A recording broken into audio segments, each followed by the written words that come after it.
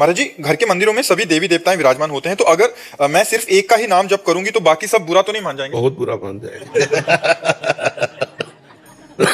पहली बात तो यह है कि रूप अनेक हैं भगवान के, भगवान एक है।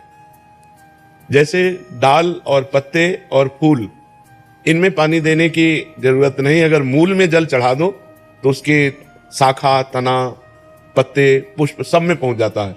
अब राम जी को पूजो, चाहे हनुमान जी को पूजो, चाहे शिव जी को पूजो, चाहे हरि जी को पूजो, वो एक भगवान है, वो रूप अनेक धारण किए हुए। तो एक जगह पूजा हो गई तो सब जगह पूजा हो गई, कोई नाराज नहीं होते। ये तो केवल हमारी मानसिकता है, हम भगवानों में भी भेद करते हैं। वही आवश्यकता पड़ी तो दुर्गा बन गया, वही आवश्यकता पड़ी तो काल भैरव बन गया। जब जब जहां जैसी आवश्यकता पड़ी, देखो नरसिंह बन गया।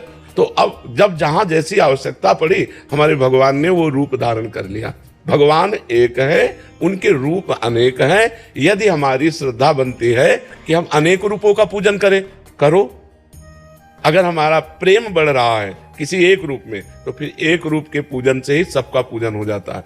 एक जगह अगर हम भाव से पूजा कर दी तो सब प्रसन्न हो गए। तो इसलिए हमको डरना नहीं है कि हमने राम जी का पूजन कर लिया, दुर्गा जी का पूजन नहीं किया, उनका गणेश जी का पूजन नहीं किया तो नाराज हो जाएंगे। नहीं, सब प्रसन्न हो जाएंगे, क्योंकि रूप अनेक हैं, तत्व एक है।